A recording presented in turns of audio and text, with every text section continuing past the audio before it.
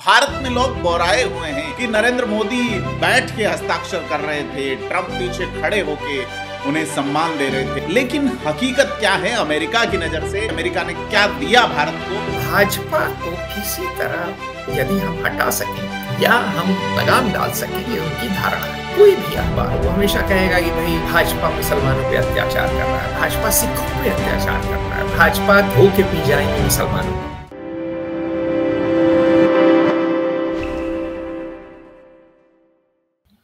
नमस्कार, मैं हूं प्रदीप, आप फेयर ऑब्जर्वर हिंदी देख रहे हैं और आज बात करेंगे नरेंद्र मोदी के अमेरिका दौरे के बाद की खबरों पे।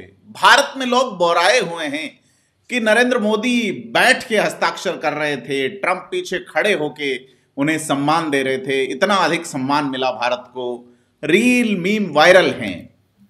लेकिन हकीकत क्या है अमेरिका की नजर से? अमेरिका क्या सोचता है भारत को लेके? अमेरिका ने क्या दिया भारत को और क्या नहीं दिया? इन सभी बिंदुओं पे बात करेंगे हमारे प्रधान संपादक अतुल सिंह से।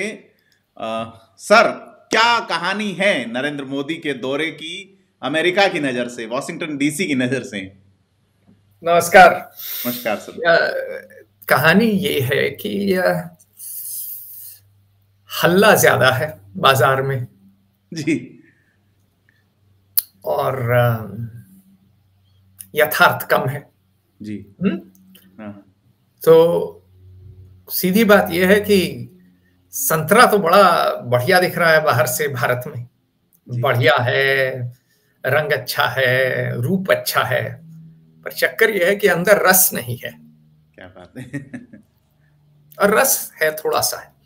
तो अब बात करते हैं कि अच्छा क्या है इसमें, बुरा क्या है और क्या ऐसे ही है, क्या दिया और क्या नहीं दिया? क्या नहीं दिया। तो देखिए, एक बड़ी मजेदार चीज है। डेमोक्रेट्स भारत पे हमेशा कहते थे कि देखिए आप, खासकर भाजपा को, जी। डेमोक्रेट्स चूंकि वामपंथी हैं तो उनको बहुत से नेता पसंद नहीं है। जैसे हंगरी के विक्टर ऑर्बान पसंद नहीं है जी, इजराइल के बीबी नेतन्याहू पसंद नहीं है, भारत के नरेंद्र मोदी पसंद नहीं है। क्यों? उनका ये मानना है कि भाजपा एक हिंदू फैशिस्ट, और कुछ लोग जो उनकी एक्सट्रीम लेफ्ट की विंग है वो कहती है कि भाई ये हिंदू फैशिस्ट ही नहीं, ये तो हिंदू सुप्रेमिसिस्ट है, और हिंदू सुप्रेमिसिस्ट व्हाइट सुप्रेमिसिस्ट से मैच खाता है, से मिलता है। तो ये तो पार्टी ऐसी है कि हिंदू आएंगे और हिंदू आगे चल के मुसलमानों को कंसंट्रेशन कैंप्स में ही डाल देंगे। ये तो मुसलमानों को भारतीय समझते ही नहीं। तो भाजपा को किसी तरह यदि हम हटा सकें या हम उनकी extreme right policy, far right policy पे लगाम डाल सकें, तो हम विश्व का भला करेंगे। ये उनकी मानना है, ये उनकी धारणा है। तो इस कारणवश वो हमेशा कहते रहते हैं ह्यूमन राइट्स पे दुष्ट, दुराचारी, व्यभिचारी, बोल सॉरी। आप देखिए, न्यूयॉर्क टाइम्स हो, वॉशिंगटन पोस्ट हो, कोई भी अखबार हो, वो हमेशा कहेगा कि भाई भाजपा मुसलमानों पे अत्याचार कर रहा है, भाजपा सिखों पे अत्याचार कर रहा है, भाजपा का पीलायन है कि ये जो है धो के पी जाएंगे मुसलमानों। तो उनकी ये मान्यताएं हैं, उनकी ये धारणाएं हैं, और कुछ भाजपा के नेता बकवासबाजी में भी अव्वल हैं। और भाजपा में कोई लिखने पढ़ने वाला आज के दिन है नहीं, खासकर अंग्रेजी कोई अच्छी लिख पढ़ नहीं पाता है। जो अच्छी अंग्रेजी कहने को बोलते हैं, जैसे विदेश मंत्री जयशंकर, सुब्रमण्यम जयशंकर, ये तो भारतवासियों के लिए बोल रहे हैं। अमेरिकियों में, यूरोपियंस में तो इनकी ज्यादा पैठ है नहीं। ठीक, जो अश्विनी वैष्णव हैं, वॉटन से पढ़े मेरे क्लासमेट हैं, रेल मंत्री, वो तो कभी अच्छा बोले नहीं, कभी अच्छा लिखे नहीं। तो भाजपा में आज के दिन न जसवंत सिंह है, न अरुण शूरी हैं। भाजपा में बुद्धिजीवियों की कमी है। बुद्धिजीवियों की कमी हर पार्टी में है, ऐसी बात नहीं है सिर्फ भाजपा में है। लेकिन भाजपा इस समय भारत की रूलिंग पार्टी है, शासन में है। तो थोड़ा तो लिखना, पढ़ना, बोलना आना चाहिए विदेश नीति के लिए, नैरेटिव्स के लिए। तो नैरेटिव्स में भाजपा बहुत कच्ची है। ठीक, कमियां भी हैं। तो इस कारणवश दबाव रहता है, लोग ये मान के चलते हैं, डेमोक्रेट्स और बहुत से यूनिवर्सिटी वगैरह के लोग, कि ये लोग फासीवादी हैं, फैशिस्ट हैं। रिपब्लिकन्स ज्यादातर ये नहीं मानते, सिर्फ क्रिश्चियन ये मानते हैं, ठीक। बाकी लोग ये नहीं मानते हैं, उनको तो है कि भैया चीन हमारा दुश्मन है, हमको भारत से दोस्ती चाहिए और भारत का मार्केट चाहिए। खासकर डोनाल्ड ट्रंप के नेतृत्व में Republican party George Bush junior की रिपब्लिकन पार्टी से अलग है, ठीक। तो ये जो है, इनकी दिलचस्पी ही नहीं है बांग्लादेश में, तो बांग्लादेश इन्होंने दे दिया। बांग्लादेश, डोनाल्ड ट्रंप को तो पता भी नहीं होगा मैप पे किधर। हमारे एक CIA के मित्र बोले कि वे डोनाल्ड ट्रंप को शायद पता भी नहीं है बांग्लादेश कहाँ है मैप पे। उनके हिसाब से ये शिटहोल कंट्री है, उनका ही शब्द है शिटहोल। तो भैया आप संभालिए, आपका पड़ोसी है, हमसे क्या लेना देना, हमको वहां खर्चा ही नहीं करना। पिछली सरकार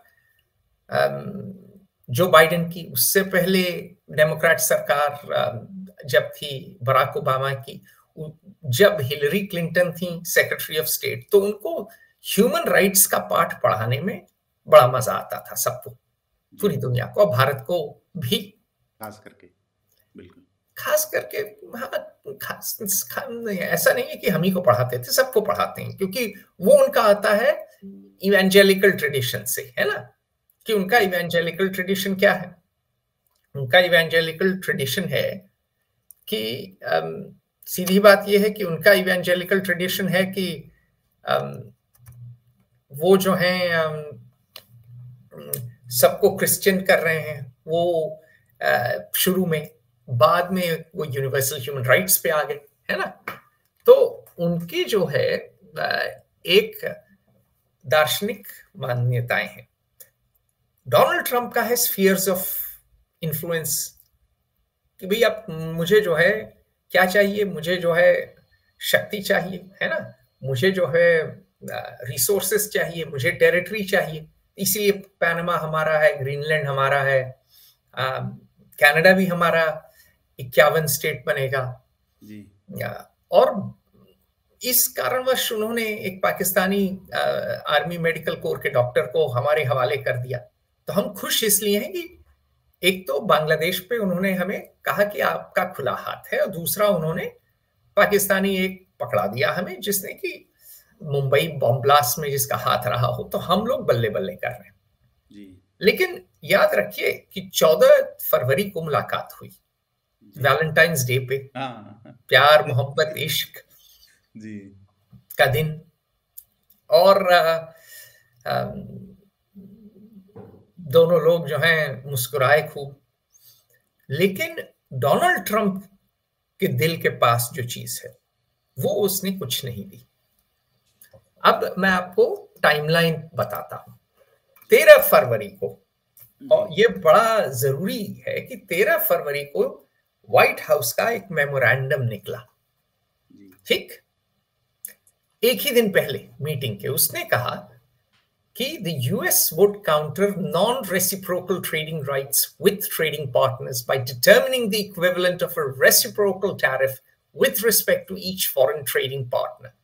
The US will take tariffs, unfair taxes, subsidies, regulation, wage suppression, limitations on market access, and any form of protectionism into account. तो देखिए, लॉ या मेमोरेंडम आप दो तरीके से ड्राफ्ट कर सकते हैं। नैरो, कि भाई आपका जुल्म क्या है, आपने किसी को हाथ दिखाया, डराया, तो वो हो गया असॉल्ट। बैटरी हुई जब आपने उसको थपड़िया दिया, जब छुआ। और एक होता है ब्रॉड, कि आपने इतना ब्रॉड डिफाइन किया कि आपका रेगुलेशन जी वो भी प्रोटेक्शनिस्ट है।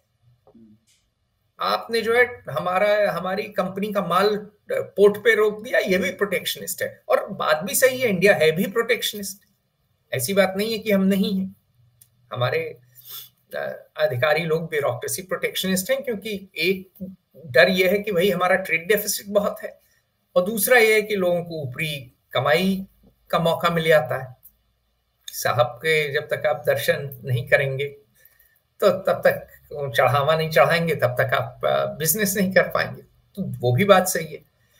ट्रंप का एकमात्र उद्देश्य इस समय है कि वो अमेरिका की, एकमात्र तो मैं नहीं कहूंगा, लेकिन प्रमुख उद्देश्य ये है कि अमेरिका में वो इंडस्ट्री बढ़ाए और अमेरिका में नौकरियां पैदा करे।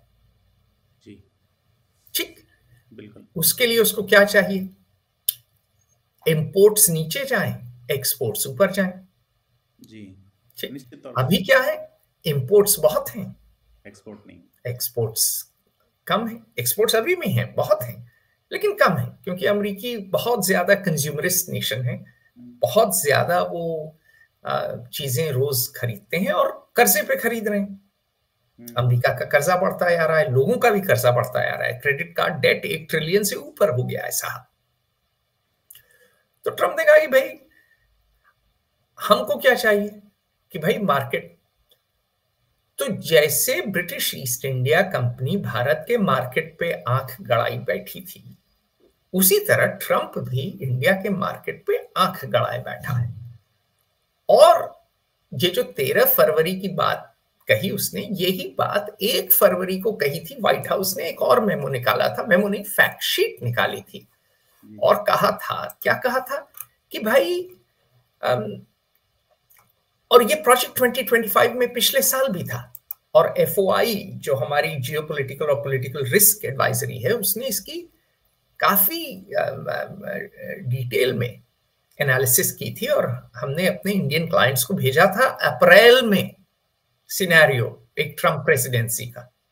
लोग भूल जाते हैं कि हम लोग कितने पहले से ये बात कर रहे थे। ठीक, संजय आचार्य हमारे मैनेजिंग पार्टनर हैं न्यूयॉर्क में, और मनु शर्मा वर्ल्ड बैंक में काम किए थे वॉशिंगटन में, वो हमारे इकोनॉमिक्स के गुरु हैं, आपने तो बात भी की है। तो जी बिल्कुल, हम तीनों का निष्कर्ष ये निकला, और हमने ग्लेन कार्ल अपने सीनियर पार्टनर से बात की जो CIA से रिटायर किए हैं, विक्रम सूद रॉ के चीफ रहे हैं, तो इन सब लोगों से बात की। हमको लगा कि भाई दाल में कुछ काला है, ये तो व्यापारी आदमी है। तो और 1 फरवरी को इसने क्या लिखा, वही जो लिखा जो पिछले साल प्रोजेक्ट 2025 में था, कि अमेरिका की इकोनॉमी बड़ी ओपन है। मैं पढ़ता हूं अंग्रेजी में, The US has one of the most open economies and has among the lowest average weighted tariff rates in the world. Trading partners, both friend and foe, have taken advantage of the US by following protectionist policies. दूसरी line हमारी है, लेकिन पहली line इनकी है, और सार यही है कि दोस्त और दुश्मन दोनों ने हमारा फायदा उठाया है। हमारा बाजार खुला है, इनका बाजार बंद है, तो हम अपना बाजार बंद करेंगे और इनका बाजार खोलेंगे। और उन्होंने इंडिया और चाइना को 2 विलेन करार कर दिए प्रोजेक्ट 2025 में, कि ये दो सबसे ज्यादा अपने मार्केट को प्रोटेक्ट करते हैं। तो ट्रंप का उद्देश्य ये नहीं है कि आप बांग्लादेश में कुछ न करिए, आप कल बांग्लादेश पे मिलिट्री इन्वेजन कर दीजिए, ट्रंप को फर्क नहीं पड़ेगा ना। 1971 में फर्क पड़ा था रिचर्ड निक्सन को और हेनरी किसिंजर को। बिल्कुल, उस समय पाकिस्तान उनका कोल्ड वर्ल्ड एलाई था, कोल्ड वॉर एलाई था। बिल्कुल, उन्होंने 7 फ्लीट रवाना किया था अपना। पर आज के जमाने में ट्रंप को पहली बात गरीब देशों से कोई हमदर्दी नहीं है, और मुसलमान मुल्कों से कोई हमदर्दी नहीं है। पहली बात गरीब, दूसरी बात मुसलमान। ठीक, उसने तो कहा है हम सारे फिलिस्तीनियों को गाजा से ही निकाल देंगे, वो जमीन भी हम ले लेंगे, बीच फ्रंट प्रॉपर्टी बना देंगे। तो अगर आप पाकिस्तान से भिड़ जाइए कश्मीर के लिए, की फर्क पैदा है? वो बोलेगा हमारे F-35 खरीद लो और खरीद लो, और उससे भिड़ो। शायद पाकिस्तान को भी बेचने लगे, आपको भी बेचने लगे, दोनों को, बोले दोनों लोग खरीदो, अच्छा माल है। तो उसका नजरिया अलग है। तो उसने वो आपको दिया, घर का वो सामान दिया जो वो वैसे ही फेंक रहा था। दिवाली आ रही थी, घर वो साफ कर रहा है, मैंने बोला यार ये तो मुझे चाहिए ही नहीं, फेंकना इसको, तो उसने दे दिया जी। पर उसने मार्केट में आपको कोई रियायत नहीं दी। उसने आपके साथ खड़े होकर मंच पे बोला कि तुम मुझसे अच्छे नेगोशिएटर हैं, ये तो टैरिफ किंग है, ये ऑल इंडिया किंग नंबर 1 है, ये ऑल वर्ल्ड किंग नंबर 1 है, ये गुरु ही नहीं महागुरु है, ये विश्व गुरु है, ये गुरु घंटाल है, ये हमें ही टोपी पहना रहे हैं, हमें ही उल्लू बना रहे हैं, ये टैक्स के गुरुत्वाकर्षण है। अब चक्कर ये बड़े खतरे की घंटी है, कोई सुन नहीं रहा है। वो ये कह रहा है कि बाबूजी अगर आपने मार्केट नहीं खोला तो मैं आपकी इकोनॉमी, आपके सारे जो एक्सपोर्ट आ रहे हैं गुड्स और सर्विसेज दोनों, उनको टाइट कर दूंगा। तो अगर आप भारतीय कंपनी हैं तो आपके लिए तो बड़ी चिंताजनक बात हो गई। H1B भी चिंताजनक है, उस पे भी जो है ये बात हुई है कि भारतीय कंपनियां कम पैसा देती हैं। तो टैरिफ्स का खतरा, और टैरिफ्स अब उसके 13 फरवरी के मेमोरेंडम के बाद कभी भी किसी पे भी लग सकती है, सिर्फ भारत पे नहीं, वो लगा सकते हैं जर्मनी पे, जापान पे, किसी पर भी। तो उस पे कोई रियायत नहीं मिली, उस पे हम लोग रियायत लेने गए थे और स्कूल टीचर ने कहा बेटा होमवर्क तुमने नहीं किया है, होमवर्क करके आओ फिर बात करेंगे। गृह कार्य पूरा करें। तो सर कुल मिला के आपने जो कहा है उसमें मैं अगर इसको कंक्लूड करूं तो वो ये है कि जो हमें चाहिए था वो उसने हमें नहीं दिया, और जो उसे नहीं चाहिए था वो उसने हमें दे दिया। बिल्कुल बिल्कुल। देखिए उसने साफ साफ कहा India was just about the highest tariffed nation anywhere in the world. ठीक है, उसने ये भी कहा it is difficult to do business in India, it is hard to sell to the country. अब वो आपके साथ मंच पे खड़े होके कह रहा है, व्यापारी आदमी है, सीईओ है, वो कह रहा है देखो जी धंधा करना आपके यहाँ बहुत मुश्किल है, पैसा बनाना बड़ा मुश्किल है। एक दिन पहले मेमो निकाला है उसने और कहा है कि बाबूजी हम रेसिप्रोकल टैरिफ करेंगे। ठीक, और ऐसी बात नहीं है कि वो बाकियों पे नहीं लगा चुका है, वो कनाडा, मेक्सिको और चाइना पे लगा चुका है। कनाडा और मेक्सिको पे तो 25%, चाइना पे 10%। ठीक है, कैनेडियन एनर्जी इंपोर्ट्स पे सिर्फ 10% लगा है क्योंकि महंगाई ना बढ़े आए। लेकिन जस्टिन ट्रूडो जो कनाडा के प्रधानमंत्री हैं और क्लॉडिया शाइनबाउम पार्दो जो कि मेक्सिको की प्रेसिडेंट हैं, दोनों को इलीगल इमिग्रेशन और नारकोटिक्स पे दोनों को थोड़ी रियायत देनी पड़ी।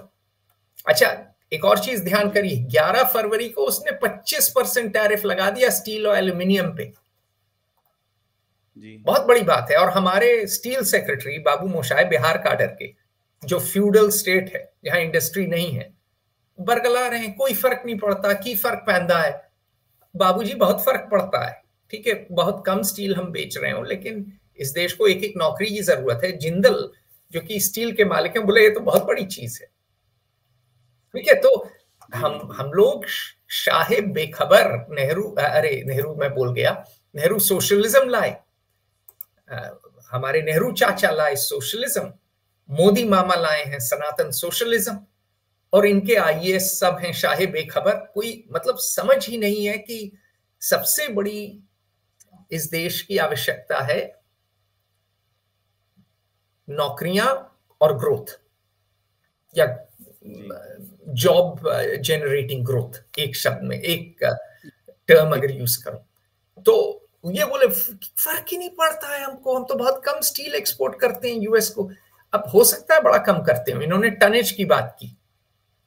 ठीक है, बाबूजी स्टील के बारे में कुछ नहीं जानते हैं हमारे स्टील सेक्रेटरी। यथार्थ ये है कि हो सकता है कि हाई एंड स्टील हो, अब मैं भी नहीं जानता, मुझे स्टडी करनी होगी, लेकिन आदमी को ये तो पता होना चाहिए क्या नहीं पता है।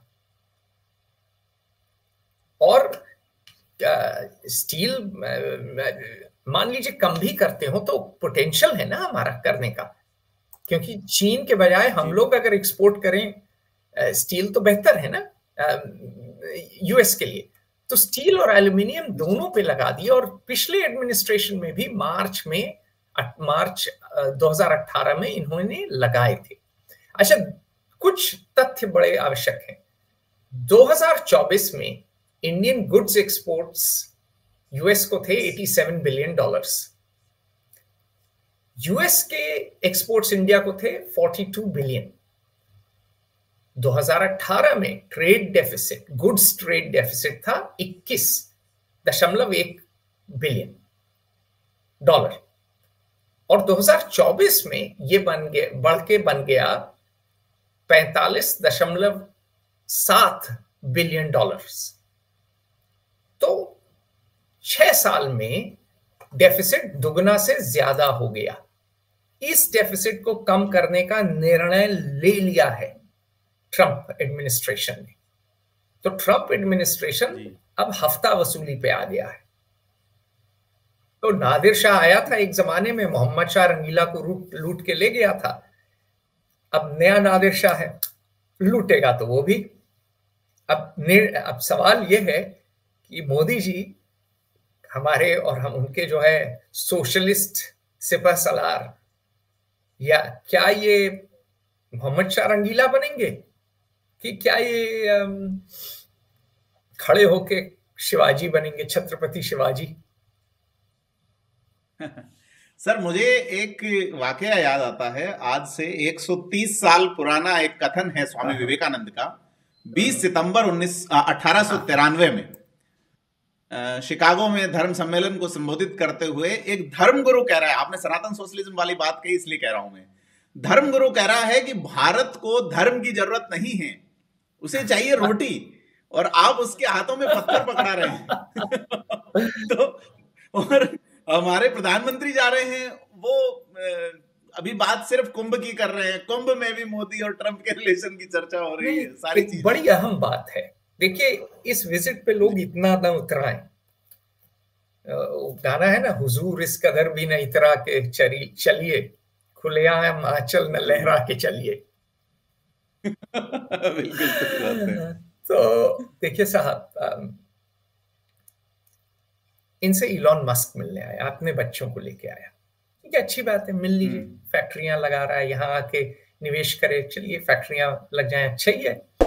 मैं तो कहता हूँ यहाँ टेस्ला को भी ले आओ, BYD को भी ले आओ, खूब कंपटीशन कराओ, दाम ही घटेंगे, मिडिल क्लास को अच्छी गाड़ियां मिलेंगी और सस्ते दाम पे मिलेंगी अगर कंपटीशन हो। मैं तो कहता हूँ खोल दो मार्केट भाई, कंपटीशन कराओ। हाँ, कंपटीशन से ही दाम गिरते हैं ना। अभी तो ये लोग सैटेलाइट इंटरनेट वाली बात, अभी देखिए विरल आचार्य ने इंग्लिश में इंटरव्यू दिया, डिप्टी गवर्नर RBI, यही बोले कि कंपटीशन की कमी हो गई है भारत में। देखिए, कंपटीशन कमीशन का भी हेड एक IAS है जिसको कुछ नहीं आता है, न उसने लॉ पढ़ा है, ना इकोनॉमिक्स पढ़ी है, न मतलब उसका एक्सपीरियंस है। हर जगह कंपटीशन कमीशन जैसी एंटिटी पे एक अच्छा वकील बैठता है, अच्छा इकोनॉमिस्ट बैठता है। EU का काफी अच्छा है, यूरोपियन कमीशन में काफी दिग्गज लोग बने हैं कंपटीशन कमिश्नर। आपको तो नाम भी नहीं पता होगा कोई बाबू, ठीक? ये तो उचित नहीं है, ठीक? हमारा स्टेट ही बुरे हाल है, लेकिन वो अलग बात है। मैं कहता हूं खोल दीजिए आप, ठीक? कंपटीशन कमीशन में हमारा एक बैचमेट है आनंद विजय झा, अच्छा काम किया था, उसने लॉ भी पढ़ा है, अब इंडस्ट्री में, प्राइवेट सेक्टर में। वैसे किसी आदमी को ले आइए, ऐसे लोग हैं भारत में। खैर, तो आप ले आइए, कंपटीशन कराइए, अच्छी बात है, मिल रहे हैं आप। लेकिन सबसे बड़ी बात है किस तरह मिले। उसकी पत्नी और उसके बच्चों की नैनी आगे बैठे हैं, तो ये दोनों लोग अगल बगल बैठे हैं, उनके दाएं बाएं, मोदी जी के बाएं सब लोग बैठे हैं, फॉरेन मिनिस्टर, एम्बेसडर, और सामने बैठी है ट्रंप की पत्नी और ट्रंप की नैनी। जी। अगर कोई भारतीय चला जाए और बैठ जाए, नैनी को लेके, बच्चों को लेके, बिल्कुल उल्टा टांग देंगे साहब लोग।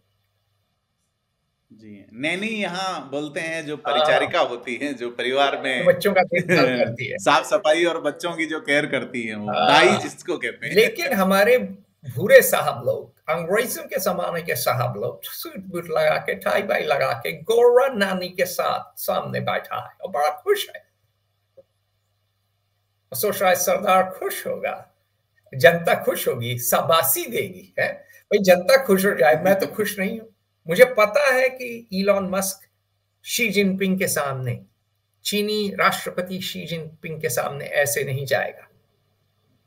तो वॉशिंगटन डीसी में मुझे एक विश्वस्त रिपब्लिकन सूत्र ने बोला कि देखो जी, हमको भी पता है कि आप जुमलेबाजी की सरकार हो, इतने अनभिज्ञ हम भी नहीं हैं।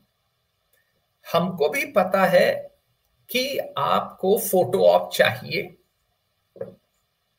हमको भी पता है कि आपके दुश्मन हैं पाकिस्तान, थोड़ा बहुत बांग्लादेश, और चीन आपका बड़ा भाई, उससे आपको बहुत भय है। तो ठीक है, हम आपकी नेशनल सिक्योरिटी में थोड़ी बहुत मदद करेंगे, लेकिन हमने आपके साथ बड़ा सव्यवहार किया पहले टर्म में, और आपने हमारे साथ की दगाबाजी। आपने ट्रांजैक्शनल जिसे कहते हैं ना, कि लेन देन का धंधा, किस धंधे के साथ, लेन देन के साथ हमसे आप पेश आए। और अफवाह तो यह है कि मोदी जी गए नहीं थे बेचारे मारा लागो मिलने डोनाल्ड ट्रंप से, और जाते भी कैसे, उस समय जो बाइडेन था राष्ट्रपति, तो फंस गए। लेकिन हमारे जो हैं विदेश मंत्री, जिनको सुब्रमण्यम स्वामी बटलर और फिर वेटर कहते हैं, मैं तो ये बात नहीं कहूंगा, लेकिन विदेश मंत्री ने ट्वीट कर दी थी। वो बुद्धिमत्ता का काम नहीं था कि साहब नहीं जाएंगे मोदी, हमारे नरेंद्र मोदी नहीं जाएंगे मारा लागो। तो अफवाह यह है कि डोनाल्ड ट्रंप को ऐसी चीजें पसंद नहीं है।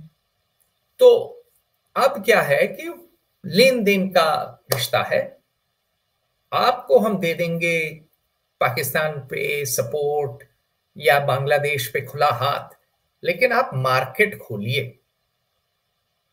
टेबल पे पैसा रखिए, फिर बात करेंगे।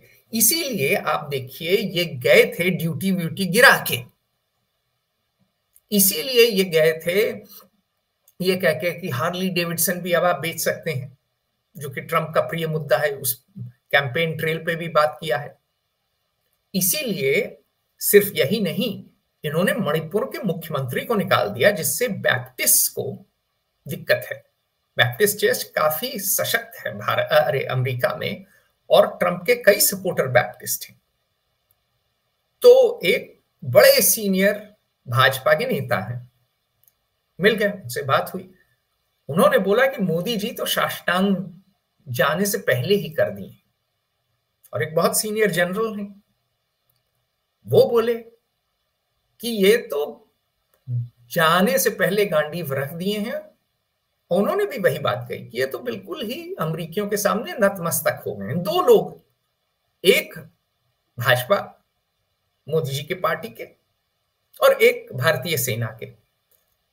और वायुसेना के एक बड़े सीनियर मेरे मित्र बोले कि भाई F-35 क्यों हम खरीदेंगे, ट्रंप ऐसे ही हमको बेचने के चक्कर में। इलॉन मस्क ने ही उसकी निंदा की है, कांग्रेस ने उस पर वीडियो भी बनाया है इसी बात को लेकर। इंडियन नेशनल कांग्रेस, उसका उन्होंने एक वीडियो भी बनाया कि भाई F-35 में ये दिक्कतें हैं, तो F-35 बड़ा महंगा है, क्यों लेंगे, उसका इंटीग्रेशन क्या है, भाई रफेल ही ले लें। क्योंकि आपके पास अगर एक ही तरह का प्लेन है तो आपको 10 तरह के स्पेयर पार्ट्स नहीं चाहिए। आप एनालिसिस करिए क्या लेना है, टेस्ट कर लीजिए। तो ये सब बातें जो हुई वो इस कारणवश हुई क्योंकि ट्रंप का तो एक ही उद्देश्य है ना, कि आपके इंपोर्ट घटाए। हो सकता है वो आप पे टैरिफ भी लगा दे।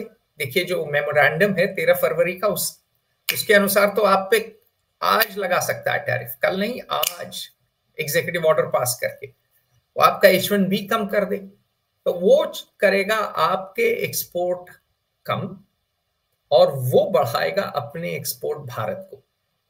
तो उससे नुकसान होगा इंडियन इंडस्ट्री को जो प्रोटेक्टेड रही है, उससे फायदा होगा इंडियन मिडिल क्लास को जिसको कुछ चीजें सस्ती मिल जाएंगी।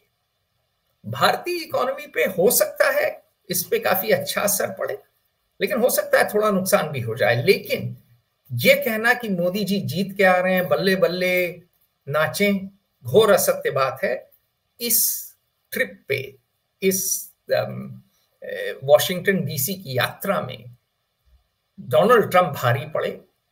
नरेंद्र मोदी आप देखिए किस तरह बैठे हैं, झुक के बैठे हैं इलॉन मस्क के सामने।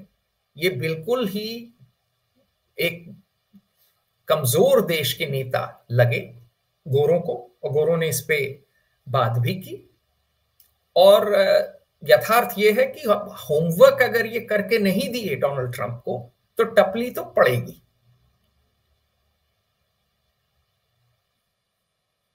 और वो जो टपली है वो पड़ेगी बिजनेस को, मिडिल क्लास को, मार्केट। या देखिए वो ये नहीं कहेंगे कि आपकी जो है ह्यूमन राइट्स पे कर रहे हैं, उनको मतलब ही नहीं है।